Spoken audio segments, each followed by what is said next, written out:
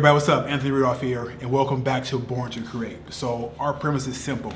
If who or what you want to be doesn't exist, you go out there and you create it. All right, so today I'm super excited. I got my man here, Jonathan Owe. Thanks for being on the show today, brother. My pleasure.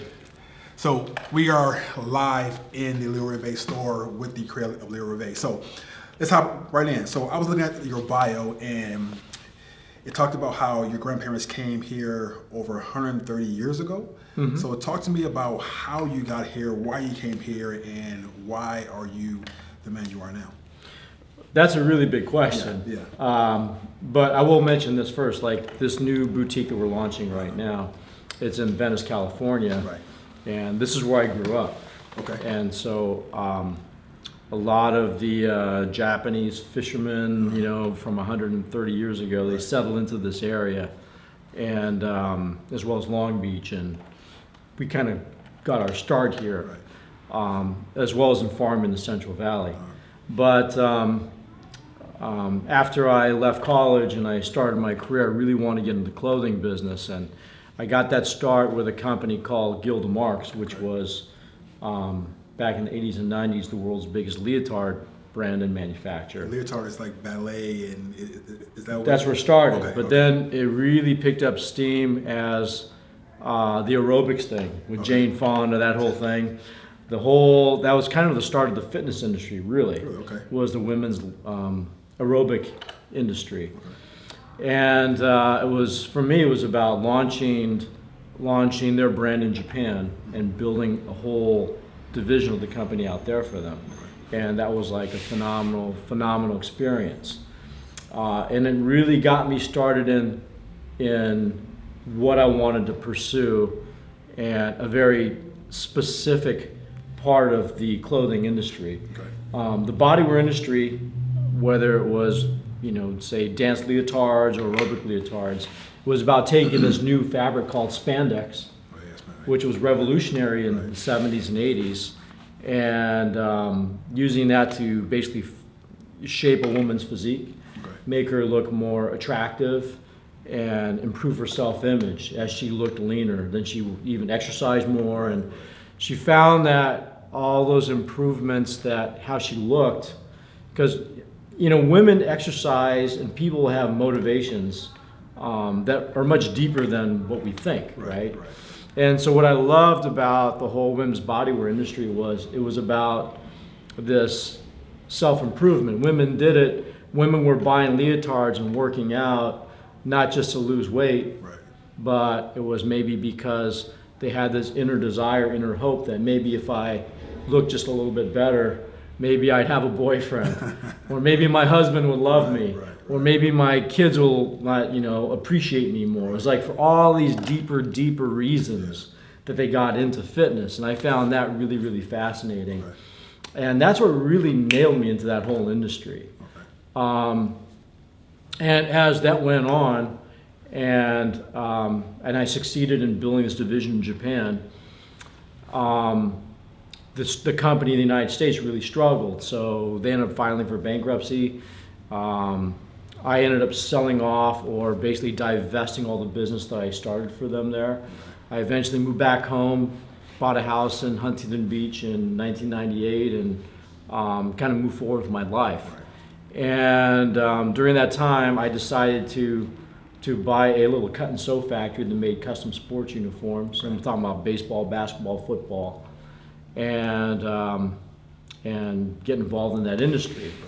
And that also got me involved with the LA Lakers, because they're one of our accounts. My favorite team. Yeah. So I did a lot of lettering alterations for them. In the meantime, I taught myself how to make football pants as a pattern maker, because I was booking the orders. And coming back and having to learn how to make that product. So I'm a self-taught pattern maker. To this day, I can make a kick-ass pair of football pants. Okay. So I taught myself how to make patterns for football uniforms, basketball shorts, baseball jerseys, baseball pants. Wow. Okay. And through that process, I found out that I had just this innate ability to make patterns, because I understood from my experience in the women's business what looked good on people and what didn't look good on people. And as a pattern maker, I learned to make those adjustments, to make something fit properly, how to give it better performance, and how to make the person look and feel more confident and powerful. And so I developed that trait over a number of years about being a really good top-notch pattern maker, which led me to a really interesting project. Someone told me, hey, this is 8 years ago, girls playing softball are being dressed up like boys, and it's killed the sport. Girls don't want to play anymore. Parents didn't want to put their kids in the sport anymore. Because of how they looked. How they looked. They were being dressed up like boys. It had a whole negative connotation that went along with it. And it was just a dead sport. So I thought, well, what if I took this idea of improving a woman's body lines, in this case not a woman, but a teenage girl, improving a teenage girl's body lines, and making her feel more self-confident about her appearance. These teenage girls are playing softball. What would that be like? And of course, teenage girls are, they're a very insecure age, right? And that project became known as the glove. And the glove started out as these form-fitting softball pants that really improved the girl's figure, along with the custom jerseys that went with that, and also compression tops. And that project absolutely blew up. And it's a very tiny, tiny industry, but we focused on the travel ball kids, which are basically 12 to 18.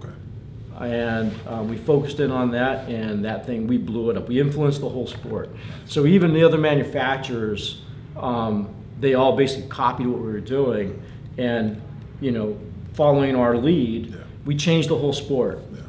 And even at the college level, I see copies of my work show up on the college teams, because we don't outfit the college teams because the big manufacturers, the shoe manufacturers, they have contracts with the schools to supply baseball, basketball, football for the guys. And so the girls have to buy from those accounts. So they're not allowed to buy from us. If they did, we would own that as well. But we've totally influenced that whole industry. Wow. You've done a whole lot so far. So let's go back a minute. You talked about in your bio how when you came to the States, you actually went back to Japan, right? So I myself, I'm getting more into spiritual awakening, learn about who I am, different ways to meditate. And I noticed that you went back for guidance, right? Why did you actually go back and do that? And how has that changed or made you successful today?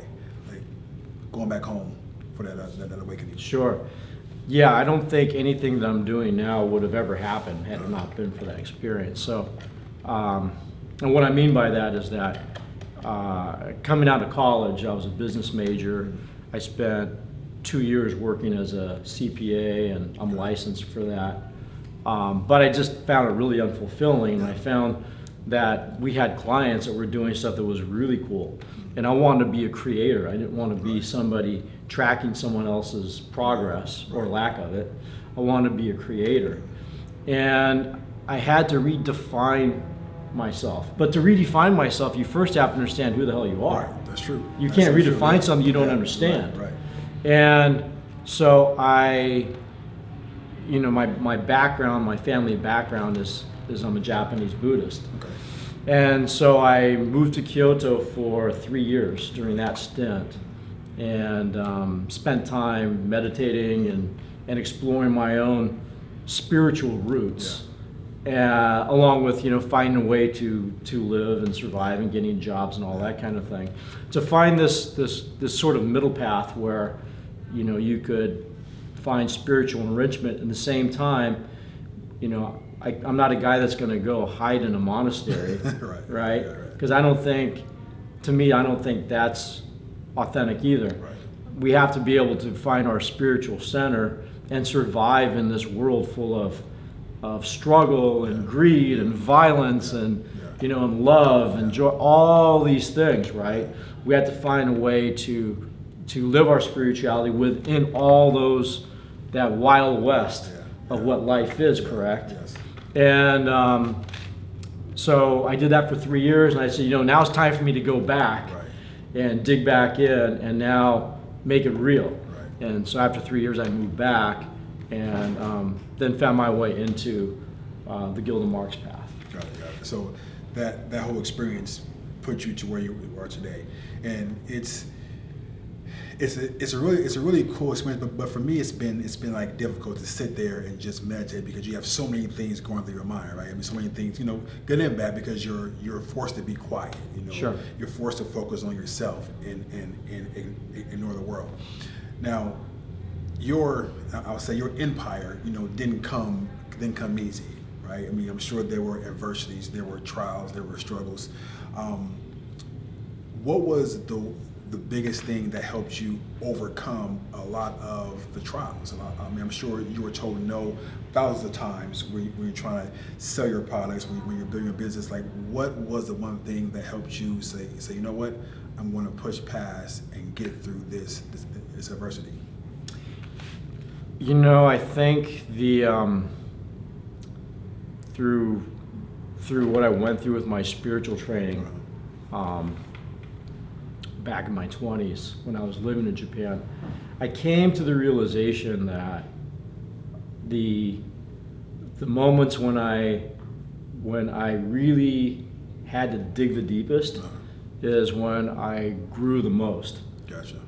Yeah. And whenever I was pushed with my back against the wall, or actually maybe face down in the dirt, right. and having to pick myself back up and move forward with my life, that's when I grew the most as a human being. Right. And I think when I understood that, I lost all fear. I mean, certainly, it's not comfortable. Yeah. It's not enjoyable. Yeah. And maybe there'll be a point where I've hit my limit where I can keep doing that. Right. And I've had a friend that says, it's amazing, like every time I see you where your back's against the wall and it seems like you're done, you find a way to recreate yourself. Right. That's amazing. And he's right about that. Yeah. But he also said that there might be a limit to how many times you can pull the rabbit out of the hat. Sure, right. And that's I'm sure there's a certain truth to that as well. Yeah. Because as we age, we may not have the same level of resourcefulness or physical strength to keep doing that. Right. And so I really consider LEORÄVER to really be my final project. Right. So what's the process of recreating yourself? I mean, that's a process. Your back's against the wall, or you're face down in dirt. What's that process like of recreating, Jonathan? How do you do that? I think that, it's a very difficult question because I've never really thought about it. No one's ever asked me that before. But, looking, I guess, first of all, embracing, if I had to put it down into steps, first of all, embracing where you're at and having a realistic evaluation of where that is. Right. And then evaluating in a very honest way what your resources are. And when I say resources, I mean your skill sets, your the things that you can actually do, and those things beyond that, what you need to do to get better. Right, that's good. And we have to be honest with ourselves. Sometimes we don't want to get better. Okay. Sometimes people may think they want to be successful. Okay, but they're not willing to go all the way to be successful. Right. It's just an idea that they like to be successful. Right. I think in my situation, if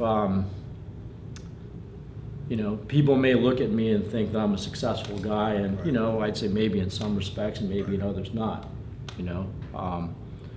But people may look at what I do or what I drive or what have you, and they may want to be me because they see that stuff, right? Okay. They see the finished product. Right. They see the finished product, but they don't understand that stuff's not that important to me. Right. You know what I mean? I've got a Maserati I just freaking love to drive, right? It's a great looking car. Yeah. But the real secret of my success, if I can call myself successful, is that I don't love money. Money's not important to me. What's important to me is what I do. Amen. And so Love that, yeah.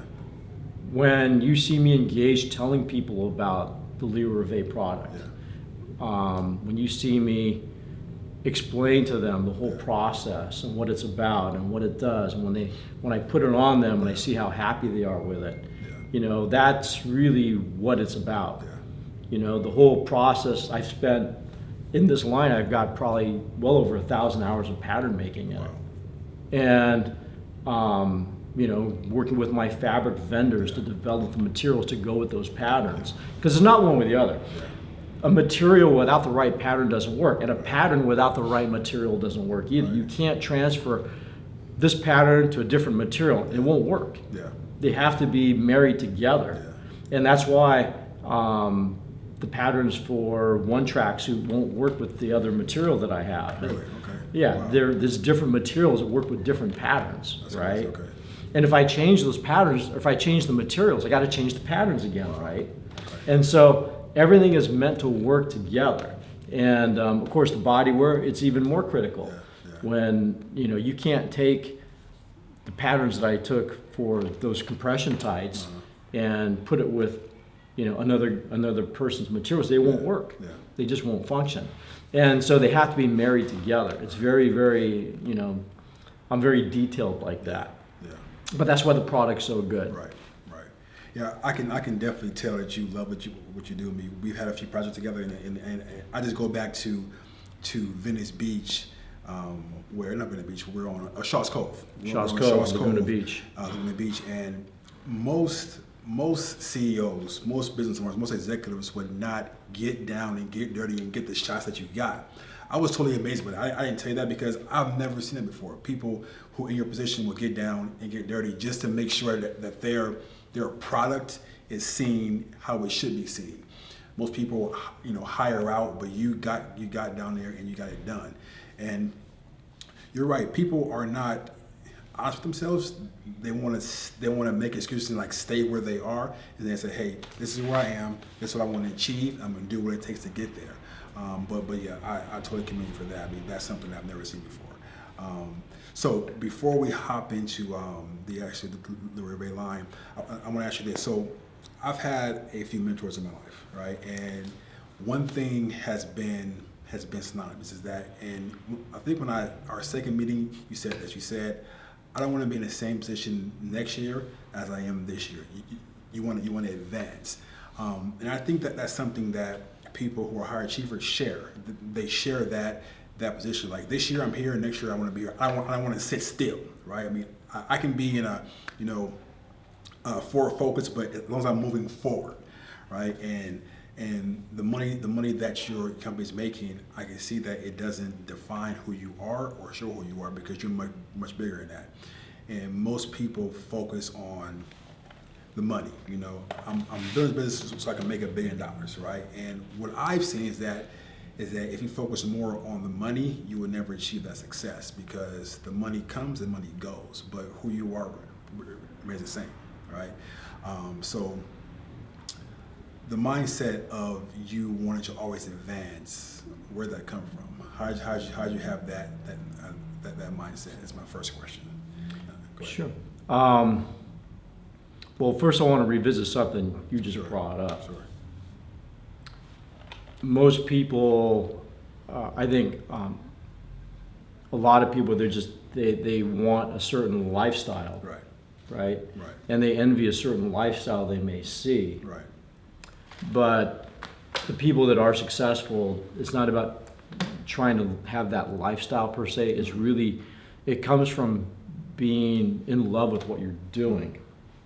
Okay, so, and I'm sorry, I disconnected the question you were asking me, but you asked something very specific, and what was that again? Yeah, so the mindset of never wanting to just really sit still. Like, what are you want to achieve, you want to grow, you want to grow this brand to be a household name basically, but that mindset is not an easy one. It's not just given to you. It had to be created. So where that mindset of always wanting to advance come from, and it may go back to your trip back home. I'm not sure, but just want to just unpack that more and just see where that mindset came from. You know, the amount of time that we have, right? And my time's shorter than yours, Right. okay? The amount of time that I have left, Right. it's a limited amount of years. Human life is really, really short for us to accomplish. You know, we may want to accomplish X amount of things, right? And I have very few years relatively to what I think it's going to require to get the project done. The Duomo in Florence, Italy, okay? It was conceived in the year 960, something like that. Wow. And there was a guy that was going to fund it, and he had an architect, okay? It took 200 years for them to complete that. 200 years? 200 years. So they knew, the guys are, hey, we're going to do this. Like, they knew that they weren't going to be around to see it done. Their kids, their grandkids, their great-grand, they weren't going to be around. None of them were going to be able to see it So through. they knew it would take 200 years to build. They knew that. It was going to take a long time. They Wow, they okay. may have been thinking 100. Yeah. They may have been thinking 50. Right. But they knew they weren't going to be Right, there to right, realize right, that, right. right? Okay? That's how long it takes to accomplish something great. Wow. Okay? And so people that want to truly accomplish something great, something lasting, you know, there's an understanding that, or I think there's an understanding that it's like what I'm trying to create here, that it's something that I want to, if it endures beyond me, that's great. Okay? Christian Dior, in 1946, he started his clothing company, and he already had a good history in designing prints and things like that for wealthy patrons. But he started his company, and he created this DNA for his brand. He built his company in a farmhouse in the outskirts of Paris, and he had wealthy clients come in, and he would fit them. He had on the upstairs, he had his sewers and the seamstresses come down, and much like my building, where I've got my patterns, my cutter, and my sewers back there. We have people come in. Robert Ory came in. I fitted Robert Ory, and a week later he came and picked it up. Very similar to that. So I kind of modeled myself what I did after Christian Dior, what he did. But people don't realize that he only lived for another 10 years after that. Wow. He started, he died in 56. I think 11 years later he died. And so, but the DNA of what he created, he's had a number of designers that followed him, but they all follow very closely the DNA of the brand that he started.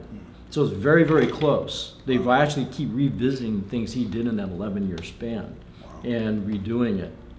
So going back to what I'm doing and going back to your question, you know, how do I keep moving forward, or why do I keep moving forward?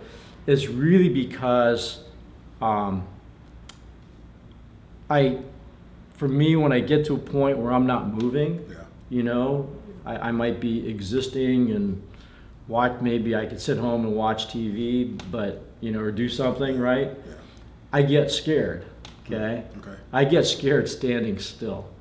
And so if I don't feel myself growing, and I don't mean in terms of, you know, how much money I made today, but if I don't see myself growing in some sort of creative aspect, then I start feeling uncomfortable. And for me to stand still, for me that's uncomfortable. I have to feel like I keep growing. So this boutique that we're sitting in, literally yesterday, the sign went up on the outside of the building, and literally I sat down and I cried because it was like this enormous relief, this enormous weight was lifted off of my shoulders, right? And, you know, God, I wish my mom could have been here to see this, right? She would have been so proud, you know, and, you know, so it was like those kind of feelings were all running through me as I was straightening product and getting all this stuff organized. It was relief. It was feeling like there's this big change in my life coming, that to be the first manager in this boutique, and it's almost like the place is so beautiful, right? And to see like all my vision about how that turned out and how everything turned out, all my photos on the walls behind the product, and it's almost like a little cathedral, you know, when the light starts coming through. And I've been in La Sagrada Familia, which is that photo there, in Barcelona. But this is almost like a cathedral. And to have it back where I grew up and everything, it was like I'm supposed to be here doing this. So yeah, it was just an amazing kind of feeling. And you know, of course, on Thursday we open, a whole new life starts for me then. And I have a little bit of apprehension. I'm excited, but I'm also a little bit apprehensive about you know how that's all going to go. But just through the whole process, it's going to be exciting. I'm going to grow again. It's all a process. That's what life is. I mean, you're definitely a creator who's making an impact, and I like see it like I see it all the time. So what's next? So let's dive into the brand. So LEORÊVER, right? LEORÈVER is a passion project for you. Oh, I was going to say. So we talked about how it took 200 years, and I'm still baffled by that to build that. I heard one time that your mission has to be so big it won't be completed in your lifetime, and I think that's something that you're doing because me watching the brand, watching you, watching how much this brand is part of your DNA because it is, you know what I mean? And you mentioned one time that you would never sell LEORÈVER, you know, and that's in your DNA. I mean, it has to be ingrained so deep in you that you would never consider selling for any amount of money. So let's talk about LEORÈVER and talk about, because we're here because of the brand. So talk to us about how it started, where it came from, and then what are you doing right now to really expand the business? Let's start from the beginning. Sure. So to go one step back, the day before I started it, let's say. Okay, sure. Okay. I had my girls brand the glove, and that had really become a life-altering product for these teenage girls playing that sport. Just life-altering for them and life-altering for their families. And you know, I have a son. He's 26 now, but at the time he was about 18. And you know, I myself as a consumer, I was frustrated that I couldn't find clothes that fit me, because not that I'm a young super fit guy, but I'm an older guy that watches what I eat and tries to stay reasonably in shape. So I would go shopping, and you know, my shoulders are there, but because you know, these brands that you see in the department stores are trying to make money, right? Justify their existence, their shareholders. So the shoulders there, the torso's out there, so they can fit everybody, right? But I look like SpongeBob SquarePants wearing that stuff. And so I started making clothes for myself. At the same time, I had the Lakers give me a call because they wanted me to make custom compression wear pieces for some of their athletes. Meta World Peace, I did custom compression wear pieces for him. Larry Nance Jr., I made custom compression tights for him, as well as D'Angelo Russell. And then that led to a lot of business with them in 2018. So I did compression wear, and that was the start of the first LEORÈVER line, which was the compression wear. But I really wanted something bigger than just compression wear. What I realized I wanted to do, which I kind of like thought this is absolutely crazy, but I wanted to create a life-altering brand, a life-altering thing for men, because I felt like men were at a place that they were a little bit lost. It's going to get them into the gym with my performance wear, and then it's going to be a series of tracksuits, and then eventually more sort of dressy, romantic pieces that men can wear out, that the women are going to get excited about them seeing them in. And it's going to be something that's going to motivate men to take care of themselves. I love it. Okay? And that became the DNA of LEORÈVER. Okay, and LEORêVER was originally called Leo Michi. Right. Okay, which meant I should brought that up. yeah, Leo Michi was originally called Leo Michi. It was, you know, Leo is Roman for lion, Michi is Japanese for path or the way. This is originally it was the way of the lion or the path of the lion. Okay. But over the course of the time, I thought, you know, that's really not the name that I want long term for the brand. And in December of last year, I changed it to LEORêVER, which LEORêVER is French for the dreaming lion. And I just loved it. It was so romantic, and when you saw it in print, it was so beautiful. And that was the name I wanted that to have, you know, for the brand as long as it was going to go. And so LEORêVER was this big aspirational project. And in the beginning, I thought, I can't pull this off. There's no way. I don't even know where to start. Yeah, yeah. But I just started going into the pattern making process. So I spent 2.5 years working on patterns and materials and all that stuff. Started with that. Before you even launched, you were doing. Before I even launched. Okay. So the compression wear started in 2016. Wow. Okay. Because that was when I was doing the experimental work for the Lakers and doing projects for them. And then I also did work for the LA Clippers, the Detroit Pistons, the San Antonio Spurs, and the Brooklyn Nets. Okay. And then I had a few NFL guys wear my compression tights. So, you know, the thing about the compression wear is men are, up until now, they were wearing really bad compression wear. It was a big marketing ploy by the big sneaker guys because, you know, they would pay huge endorsements for their athletes, and they would spend minimal amounts on the materials. They would use thread that breaks and 30 cents per an hour Chinese labor to bring over garbage, and then you would put it on and there was no support at all. It would stretch and tear. And that's a very bad place to be, because if you're a professional athlete, you know, your body's surrounded in fascia that holds your muscles, your tendons, your organs all in place.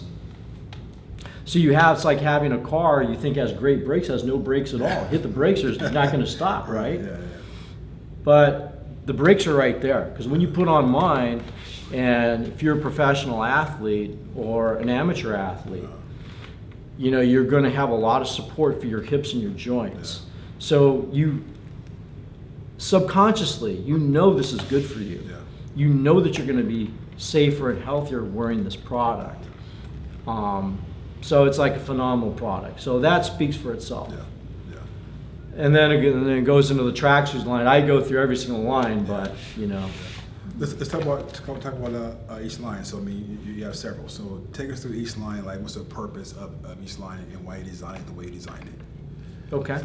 Well, I started with that, and I will just add to that you know, the compression wear, the tops, a little bit lighter in weight than the bottoms because you need more flexibility on the tops.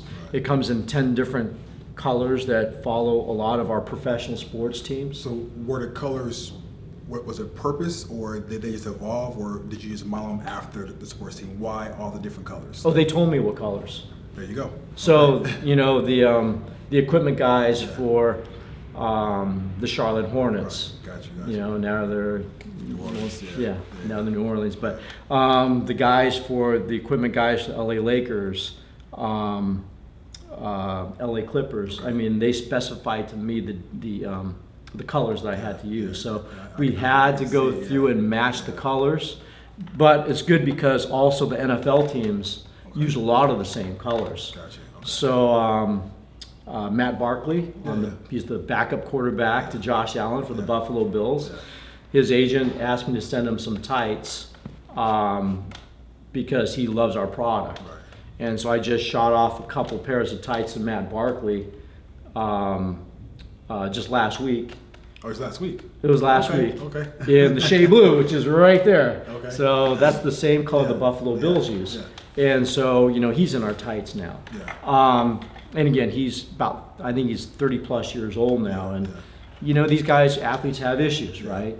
And so he needs a better product. So we're that product. So with the Lakers, the Clippers, Matt Barkley, how are you getting these connections? I mean, because it's not easy to start a business in the first, you know, you said in 2018 you started. How are you managed to get these connections in such a short time. I mean, where'd they come from? Well, with the Lakers, it was easy because they were already my client. Okay. And so I was already yeah. doing for, Right. for Gary Vee, the head trainer, I was always doing side projects for him. Yeah. So that was very simple. And then connecting with other people within that sport was simple because of that. Yeah. With the NFL, it was through some connections that I made with Tony Brown, LA Chargers. Tony Brown was a star cornerback at Alabama. Okay.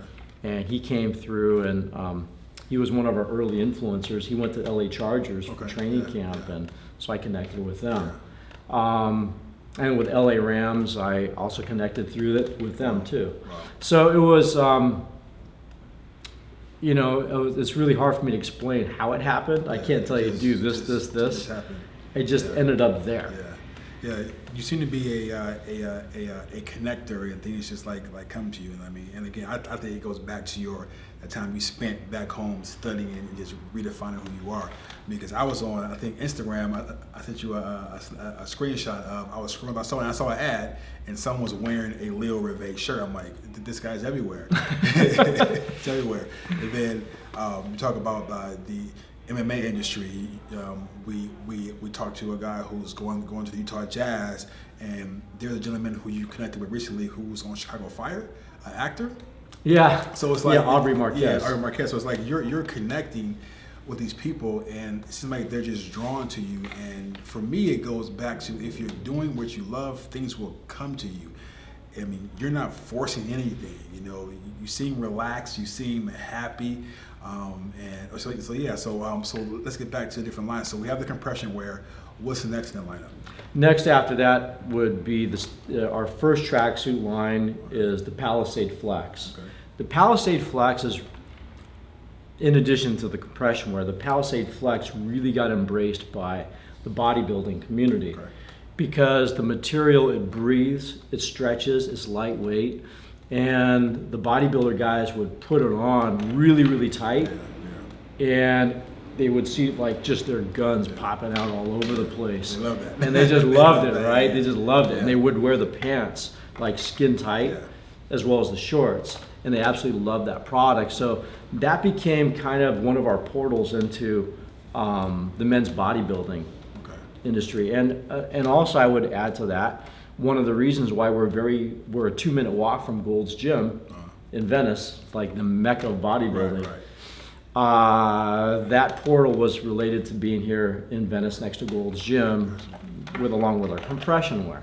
Now, Aubrey Marquez is interesting because Aubrey I met at a pre-Emmys event, and we had a little kiosk at an event, and someone walked him up and said, "Oh my God, you need to meet Aubrey. Wow. He's a big deal." And I don't watch television, okay? And Aubrey Marquez is a main character on Chicago Fire. This very handsome, tall guy, very athletic, very athletically built. And I go, "Aubrey, slip your arm in this." And so there's that jacket behind you. It's actually it's that one right there, the gray one with the red, red collar. And so he's 6'4", about He's 6'4"? Really? Yeah, he's 6'4", about 215. Okay.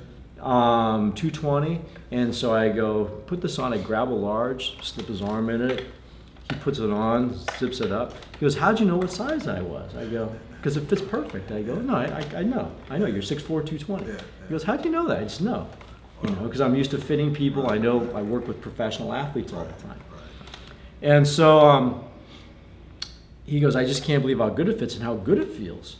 And I go, "Oh, now try this on." And I take the Roma jacket, slip that off, put the Roma on. He's like blown away. And so he and I, we started texting each other. And he said, "Listen, I'm leaving for a trip to shoot a pilot on Saturday, but I want to come and see you." And so it was, it was last Thursday he comes in. We were talking on the phone. Yeah. You and I were talking. He said, "Oh, he's here, I gotta go." Yeah, Aubrey showed up that day. So Aubrey walks in, and I had brought some pieces, and he literally walks in, and he's holding a script, and he's reading a script, and when he's walking in.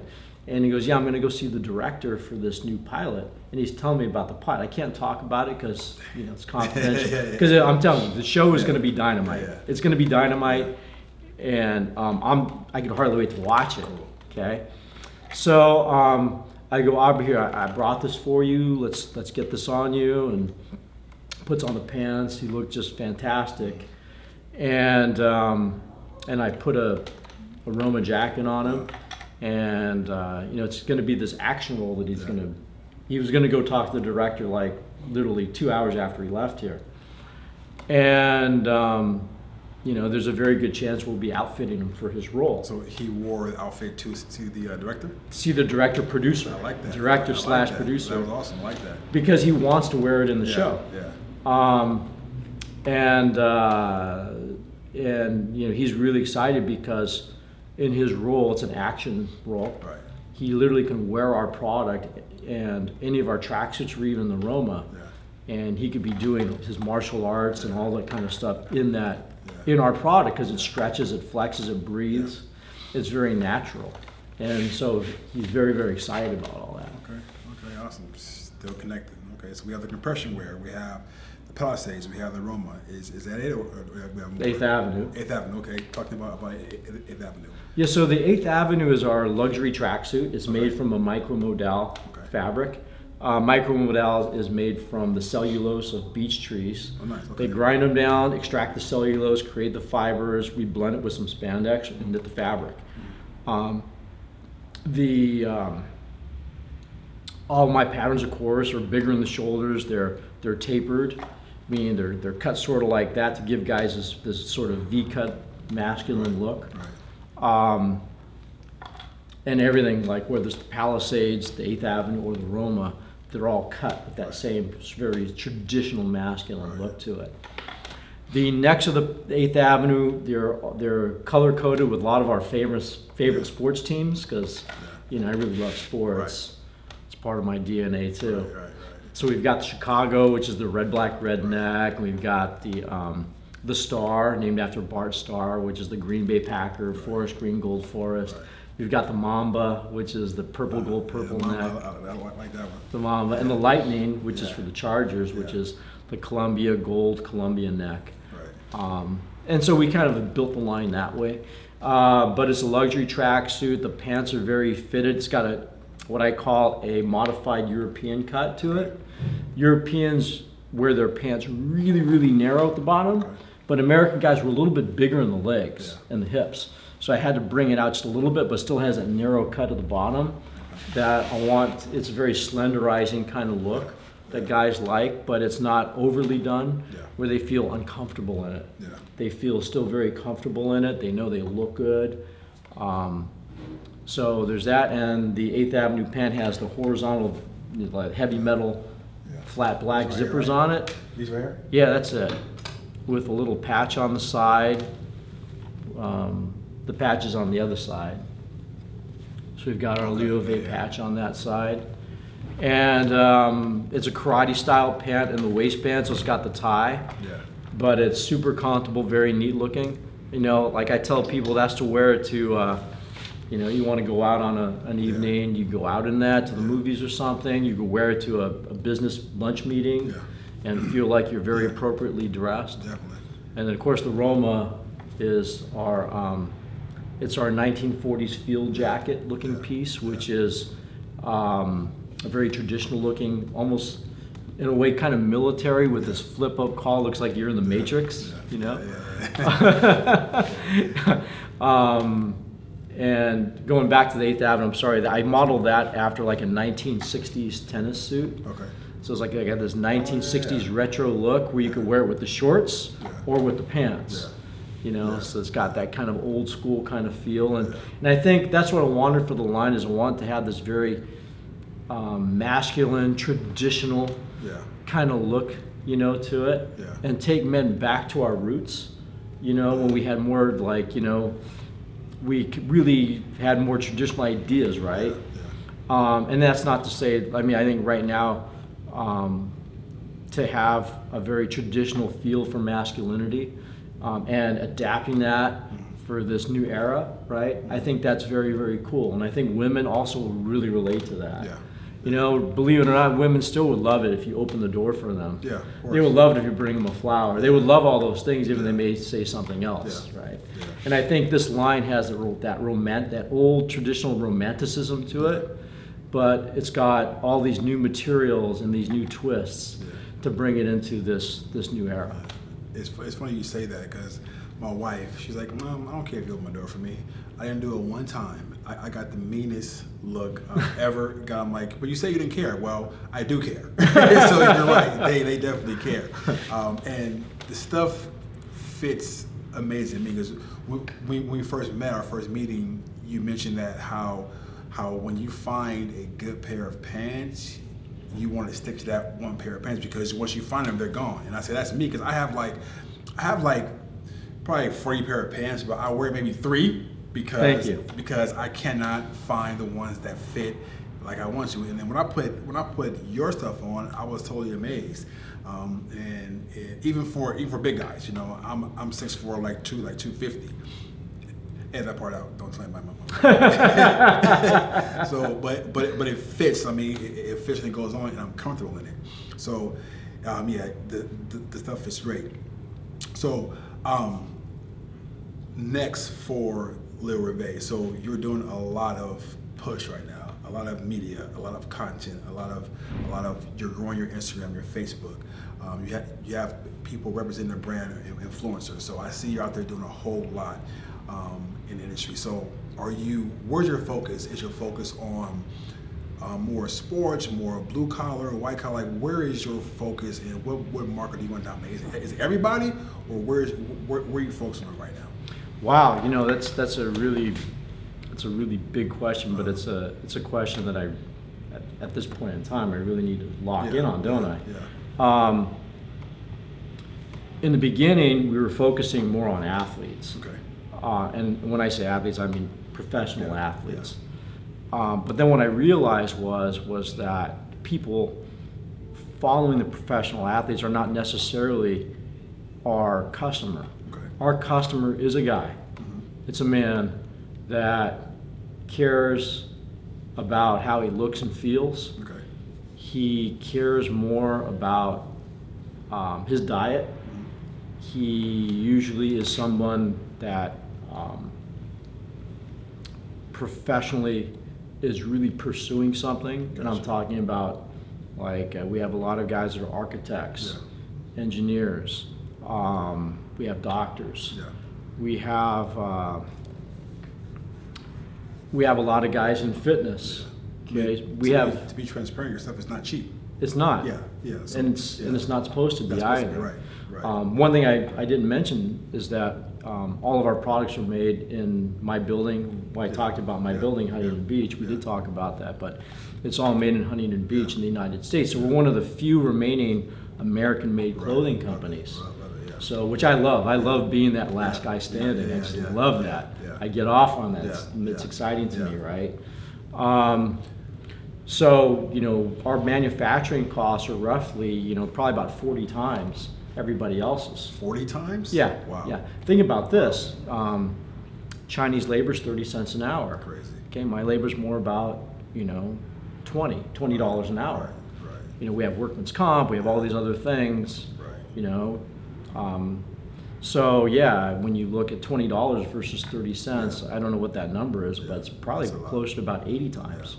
My labor cost is 80 times what the stuff that you guys are buying right now. Yeah. They may say designed in California, made in China. I love that. Design in California. Designed in California, made in China. Jordan in California and shipped to China to get made. LEORêVER manufacturing costs are labor's 80 times what theirs is, so factor that in. So when you really look at that, our products are very reasonable. Yeah. Very, very, very reasonable. course. And we fight very hard to keep our costs within reason. So the thing about it is, I want our product to cost more. I don't want you to buy my product if you don't appreciate it more than the other stuff. Wow. I don't want you to buy it, period. Because that's not what this is about, Right. okay? I want people that buy our product to appreciate who we are, to appreciate what we're doing, Yeah. to appreciate what it's gonna do for them. Right. to appreciate, all those things that, we have a fan base. And our fans, once they buy from us, they usually buy again and again and again. They fall in love with our brand and what we are. And that's not to say that we're perfect, because we're not. Of course. But people know that there's a certain effort and there's a certain commitment for us to go all the way and try to be the best that we can. And we're not perfect, but we try very hard to deliver a great product.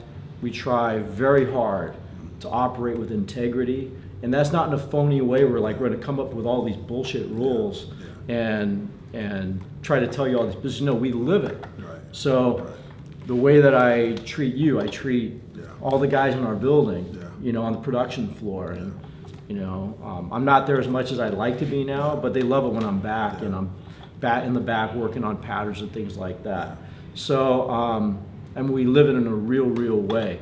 We do not wholesale our products to a lot of stores because I want my relationship with our customer.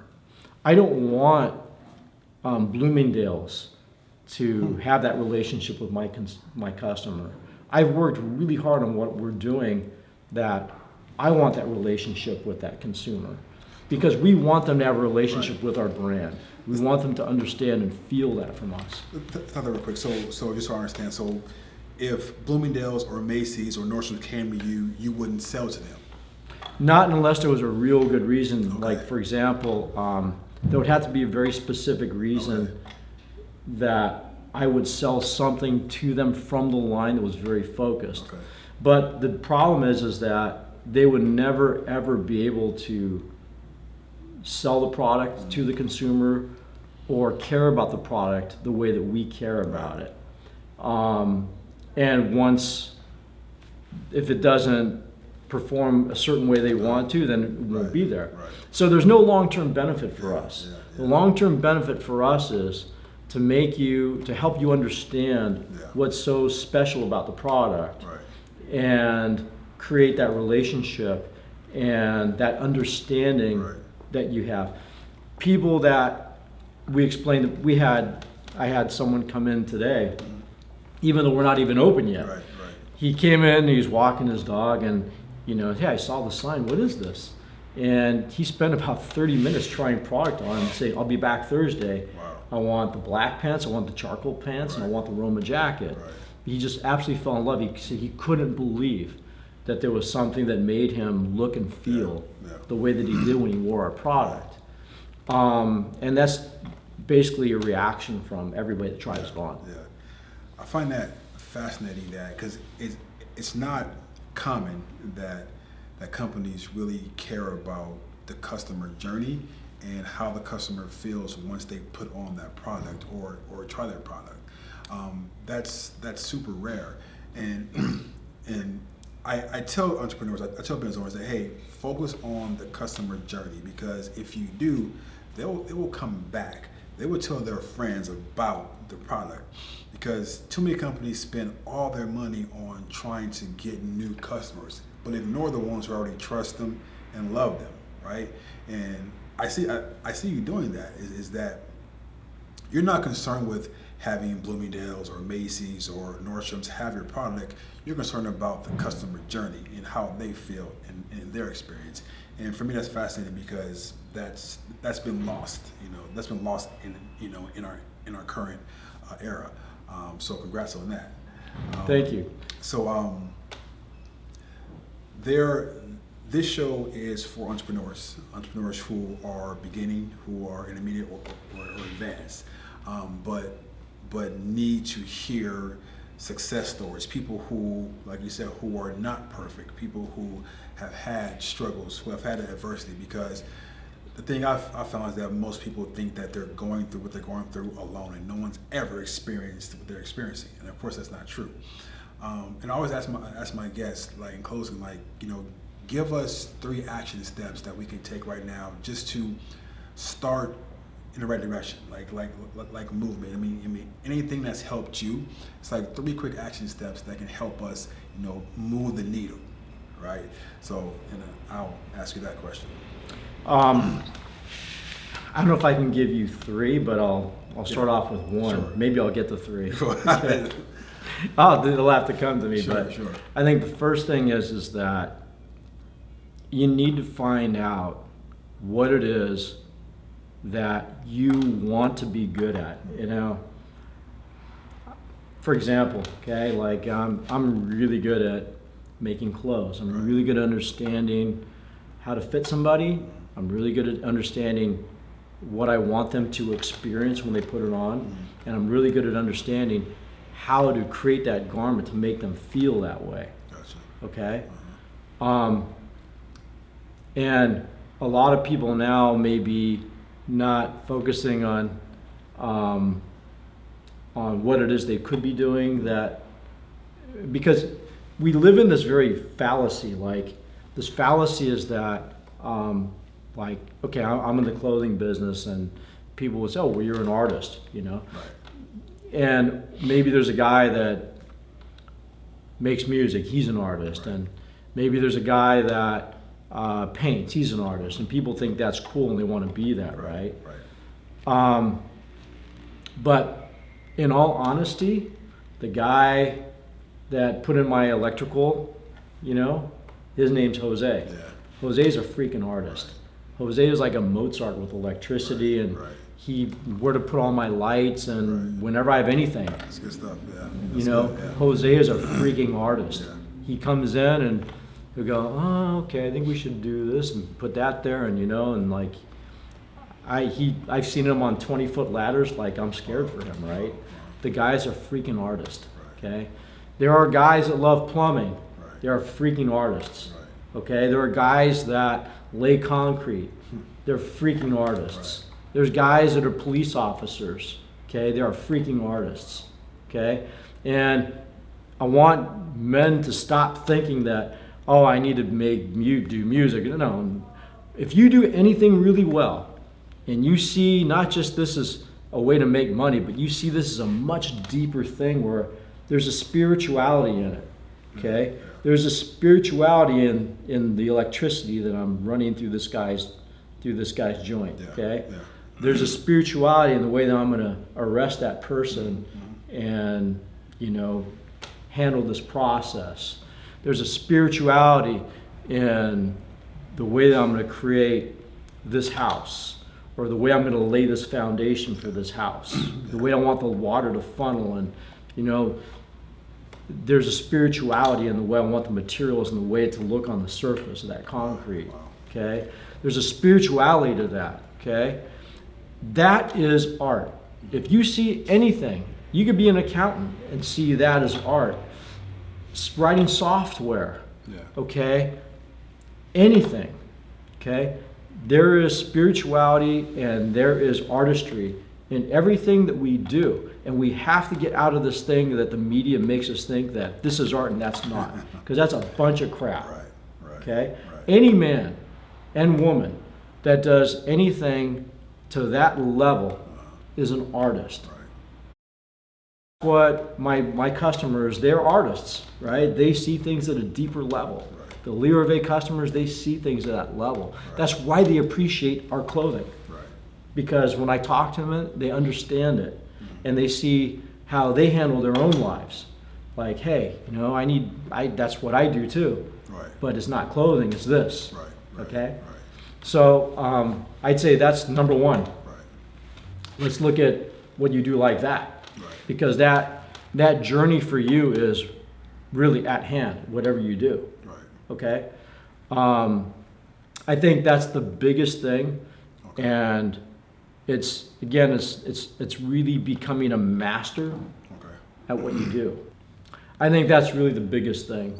And I think the next thing is that you know, you have to be able to, in a very real way, embrace this idea that you're not going to suffer. Because you know, if you're gonna in life, you're gonna suffer. You're gonna suffer. Okay, that's part of living, right? We experience suffering, but we have to be able to embrace that, and we have to move forward.